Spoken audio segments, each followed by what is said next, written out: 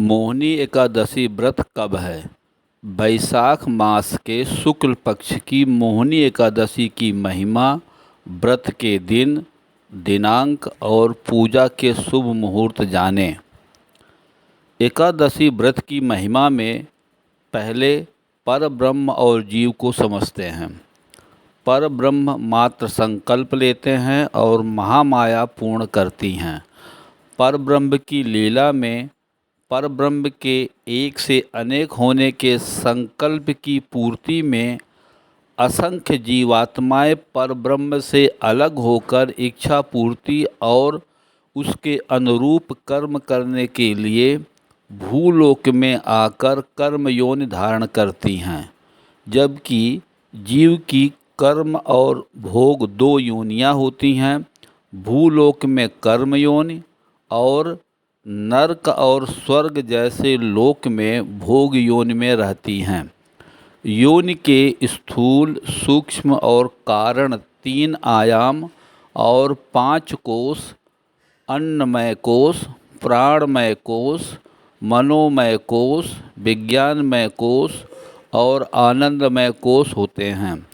स्थूल शरीर को भौतिक शरीर कहते हैं।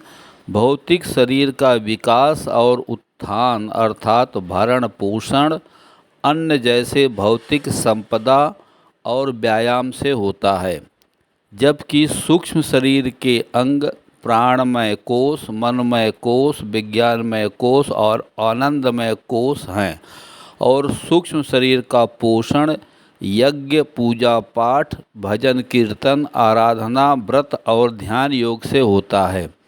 जीवात्मा परब्रह्म का अभिन्न अंग होने के कारण परमात्मा को कभी नहीं भूलता है, सदैव स्मरण करता है, परंतु माया की लोलुपता में समय बीत जाता है। जन्म मरण से मुक्ति अर्थात मोक्ष पाने की इच्छा रहती है, परंतु यज्ञ, पूजा पाठ, भजन कीर्तन, आराधना, व्रत और ध्यान योग नहीं कर पाता। पूर्व काल के ऋषि मुनि और महर्षियों की तरह इस समय के संपन्न बुद्धिमान और ज्ञानियों का कर्तव्य होता है कि धर्म का प्रचार निस्वार्थ करें, जिससे जन साधारण का कल्याण और उत्थान सहजता से हो। वेद, पुराण, शास्त्र और अनेकों धार्मिक ग्रंथों में विदित कथाओं से ज्ञात होता है कि परमात्मा जीव कल्याण और मोक्ष के लिए अनेकों उपाय और शुभ अवसर प्रदान किया है। जीव यदि विधि विधान से अनुसरण और पालन करता है तो मोक्षगामी हो जाएगा। काल की गणना में दिन और तिथि की पूजा पाठ में विशेष महत्व है। माह की हर तिथि, दिवस और मानव के हर अंग के देवता अलग होते हैं और उस तिथि और दिवस पर उनकी पूजा करने से विशेष फल की प्राप्ति होती है। एकादशी से 15 तिथि का संबंध चारों अंतःकरण मन, बुद्धि, चित्त और अहंकार से होता है। एकादशी तिथि का संबंध मानव के मन से है और द्वादशी तिथि का संबंध मानव के बुद्धि से है। एकादशी और द्वादशी दोनों तिथियां भगवान विष्णु के अधीनस्थ होती हैं, इसलिए द्वादशी तिथि से मिली हुई एकादशी तिथि के दिन जगत के पालनहार श्री हरि विष्णु के निमित्त व्रत रख कर उनकी पूजा आराधना करना चाहिए। भगवान श्री हरि विष्णु जगत पिता परमात्मा हैं।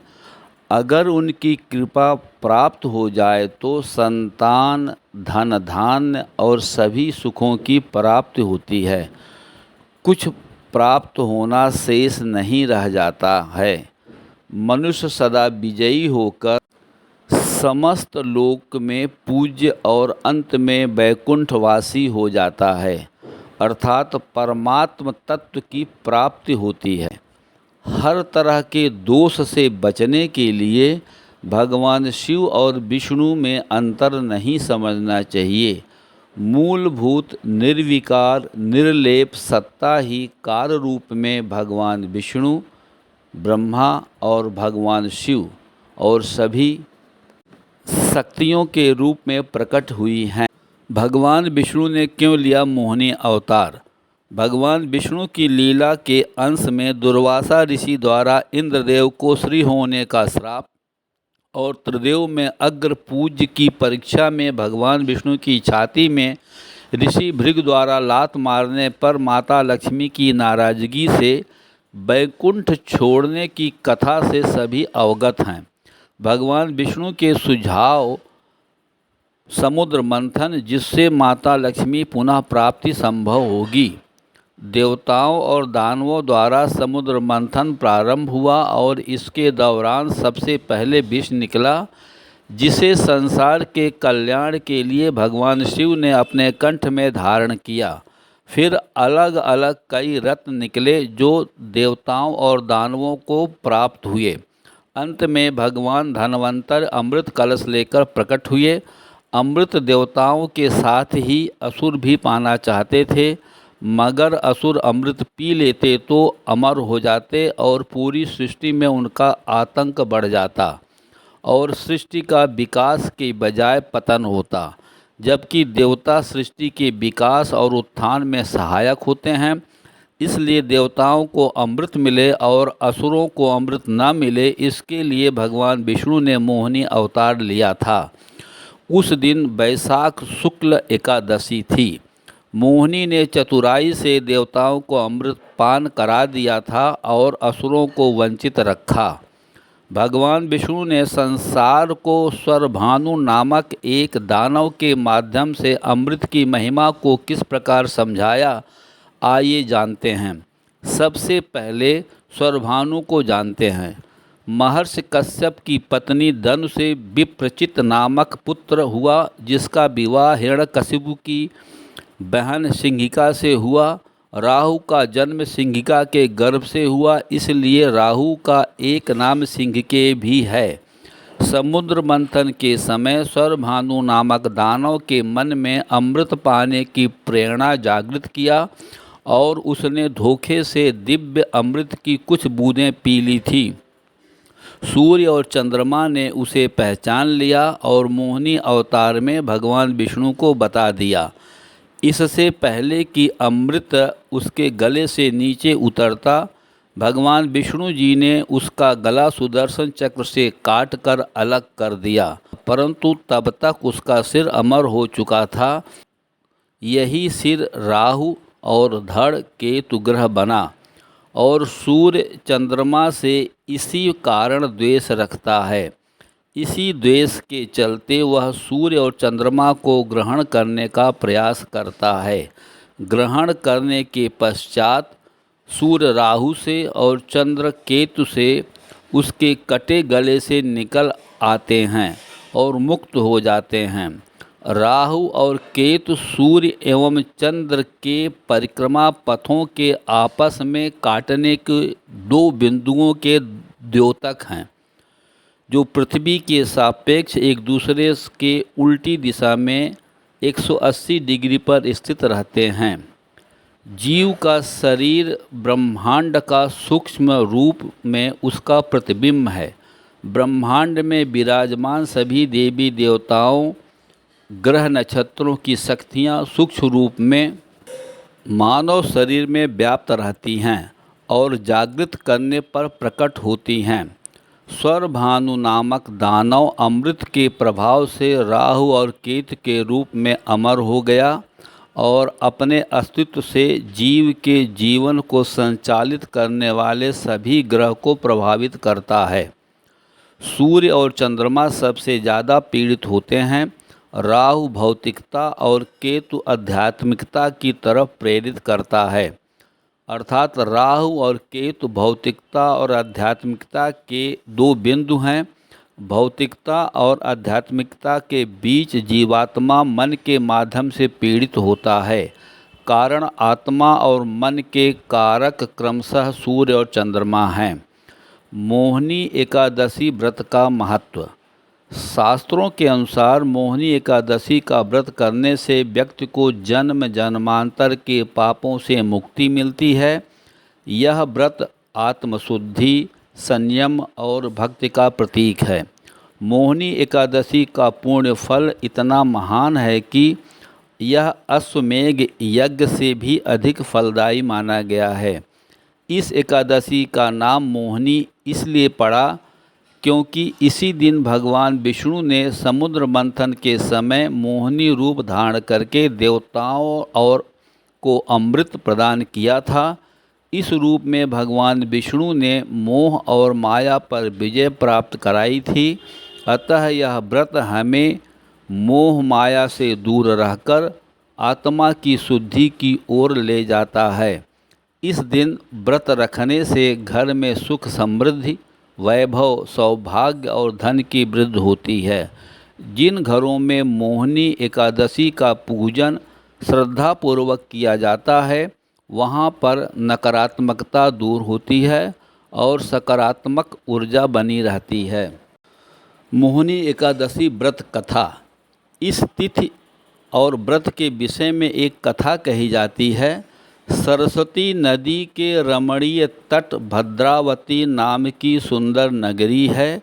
वहाँ धृतिमान नामक राजा, जो चंद्रवंश में उत्पन्न और सत्य प्रतिज्ञ थे, राज्य करते थे।